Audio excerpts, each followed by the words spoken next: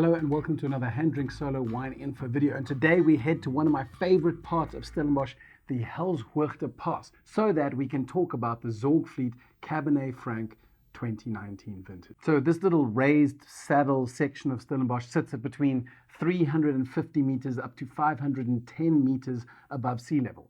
And ordinarily, wine aficionados make a really big deal about the northern side of the pass, which carries some Stellenbosch heavies like Tolima and Takara, and a little bit down the hill and around the corner, Rustenburg as well. And usually the reason they make a big deal is because of the Chardonnay and Cabernet Sauvignon that are coming out of these regions, which really are quite special.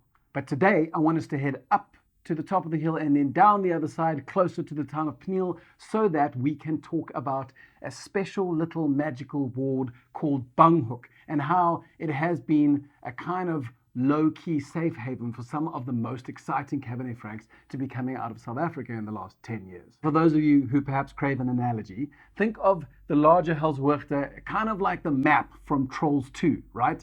So you have the Chardonnay trolls, which are kind of up on the hill on the northern side, and while they're not super hip, they have an insatiable fan base who will forever require more of what they have to give. And then next to them, you've got the classical music trolls, which are in fact Cabernet Sauvignon trolls, who, while are epic performers and truly classic in nature, they kind of lack the dynamism that's needed to maintain perpetual intrigue.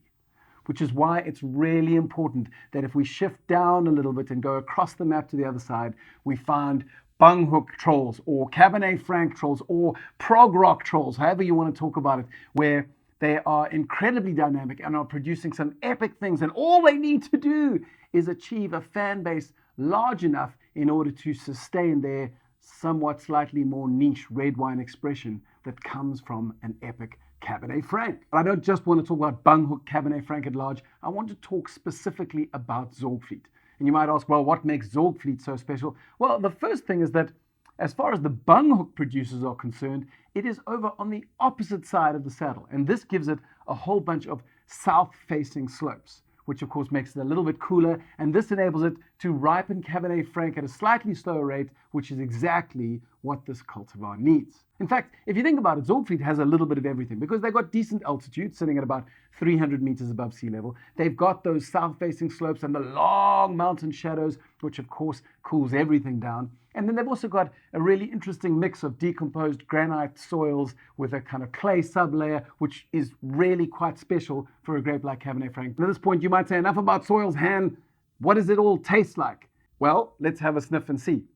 I think perhaps what I love so much about this particular Cabernet Franc from Zorgvliet is that it possesses a whole bunch of the quite contradictory components that make up a really impressive Cabernet Franc. There is, of course, the roasted red bell pepper elements. There's also a little bit of leather, but then there's also dried flowers, and with it, blueberries, blackcurrant, blackberry, kind of darker fruit, contrasted by a slightly lighter hint of perhaps raspberry. And then to top it all off, there is also that herbal sort of tobacco leaf element. So there's the sweet and savory that are working together really beautifully. But let's take a sip.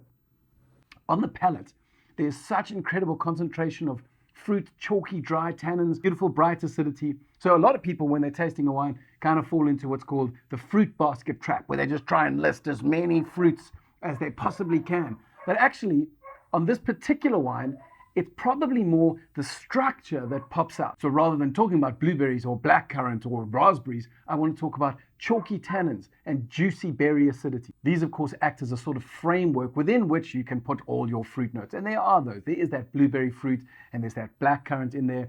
And then towards the tail, there's a hint of spice, not a lot of it, but kind of a lovely, almost cherry pie crust thing going on. And if you're wanting to know how this wine was made, well, for starters, there were only about 6,600 bottles made, so not an enormous production. Because it's a slightly smaller production, this enables all of it to be hand harvested. The other thing which is interesting is that even though it is a big regal Cabernet Franc, it only received about 10% new oak. And this would explain why, although there's a hint of spice, it is mostly about framing the fruit, and it definitely doesn't obscure the waves of quite concentrated black fruit with those red fruit accents. Now, if you have more specific questions about yeast strains or about Cabernet Franc or even winemaker Bernard Leroux and how he achieves what he achieves, feel free to drop them in the section below. And if you're watching this on YouTube, YouTube, then why not subscribe to the Hand Drink Solo channel so that you can keep up to date with the weekly videos that I put out on niche cultivars, rising regions, exciting trends, and some of the stars within the South African winemaking scene.